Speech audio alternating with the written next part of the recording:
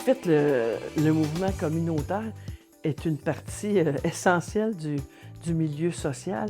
Il couvre très, très large dans notre région. La région est très, très pourvue d'organisations communautaires, d'organismes communautaires qui répondent à des problèmes sociaux. On regarde logement social, itinérance, pauvreté, violence conjugale, insécurité alimentaire, le changement climatique. Alors, on couvre très, très large. On est un mouvement qui suit l'évolution de la société, puis on répond aux problèmes sociaux. On est dans les mailles, les dernières mailles du filet social. Et si nous, on tombe, bien, il y a beaucoup de gens qui vont tomber en même temps que nous.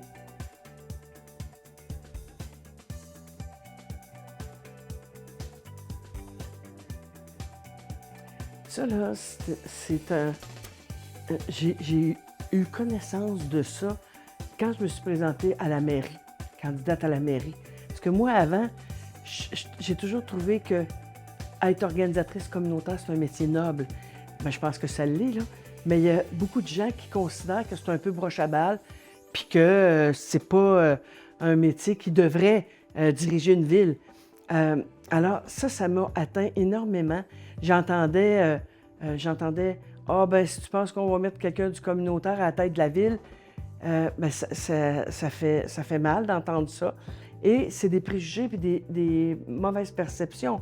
Moi, je pense qu'il faut travailler à sensibiliser, continuer à travailler à sensibiliser la population. Première des choses, tu regardes dans le milieu communautaire, il y a des diplômes partout. On est diplômés partout. Dans notre équipe de travail, il n'y a personne qui n'est pas diplômé. Ça part d'une technique au cégep jusqu'à une maîtrise. Alors, puis ça, on voit ça dans plusieurs organismes communautaires. Fait qu'il faut travailler sur ces perceptions négatives-là. Les gens vont penser que c'est broche à balle, que c'est fait un peu tout croche, quand dans les faits, on est bien géré, on est surveillé par les ministères, on a des redditions de comptes. Alors, on est capable de gérer, on est scolarisé, puis on est capable de rendre des services à la population qui est en difficulté. Fait que je pense qu'on doit travailler très fort pour changer ces perceptions-là et ces préjugés-là aussi. Parce que la Gazette de la Mauricie est importante personnellement. Je vais vous raconter une petite histoire. Moi, j'ai travaillé à peu près 7 ans à l'extérieur de la région, en Europe, à Calgary et dans la Naudière, même dans les Laurentides aussi, 7 ans de temps. Puis moi, j'aime beaucoup Trois-Rivières, j'aime beaucoup ma région. Je suis native de Trois-Rivières. Et là, j'avais vu une petite annonce dans la Gazette qui ouvrait un poste. Et j'ai appliqué et depuis ce temps-là, je suis revenue dans ma région, je suis revenue à Trois-Rivières. C'était un poste au regroupement des organismes d'éducation populaire de la Mauricie. Et de là, j'ai travaillé à fonder Concept. Fait que personnellement, c'est important. Ensuite, avec Concept, on a fait beaucoup de projets avec la Gazette. En alphabétisation, c'était un dossier mensuel. On avait réussi à leur obtenir une subvention pour qu'ils puissent faire ce dossier-là. Ensuite, on avait fait la reconnaissance des personnes en situation de pauvreté. On a fait, ils nous aident, on achète de la publicité pour louer nos locaux. Alors, c'est un grand partenaire pour nous, la Gazette, depuis très longtemps. Fait que puis c'est un contenu extraordinaire, là, qui me ressource. Fait que pour cette raison-là, c'était un honneur d'être choisie ambassadrice dans les 12 ambassadrices de la Gazette. Je vous remercie énormément de cette confiance-là. Mais c'est un journal qui est complètement différent. Il est des fois complémentaire, des fois complètement différent. Il amène du contenu que d'autres médias n'amènent pas du tout. Moi, je suis une fille progressiste, là. Fait que c'est sûr que le contenu progressiste qu'il y a dans la Gazette me comble. Ça m'aide aussi à me faire une tête sur plusieurs dossiers.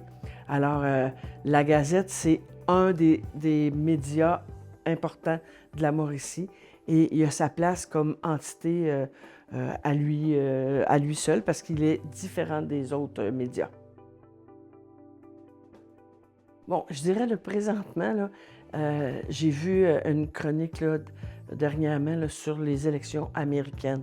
Fait que ça amène un autre angle de celle qu'on est habitué dans d'autres médias. Fait que celle-là, je l'aime particulièrement. C'est sûr, toutes les chroniques qui vont aborder les problèmes sociaux, les enjeux sociaux. Il y en a eu une dernièrement sur l'éducation populaire. Ça m'a comblé aussi parce que je travaille en éducation populaire depuis plus de 40 ans. La solidarité internationale qui nous donne, on n'en voit pas souvent, peut-être dans le devoir, mais on n'en voit pas si souvent des chroniques qui vont en profondeur dans la solidarité internationale. Alain Dumas, avec sa chronique économique, fait, moi, c'est plusieurs, puis il y en a plusieurs autres, mais ça, c'est les principales chroniques, entrevues que j'aime. J'aime quand il y a des dossiers de fond aussi, là. Fait que ça, c'est intéressant. Les gens qui sont progressistes doivent absolument lire cette chronique-là. Ça nous donne du contenu. Et puis là, d'un souper d'amis ou de famille, bien, tu peux sortir des informations que tu as lues dans la Gazette, puis ça passe super bien. Bien, moi, je suggère à tout le monde de lire la Gazette, que tu sois de droite, de gauche, de centre.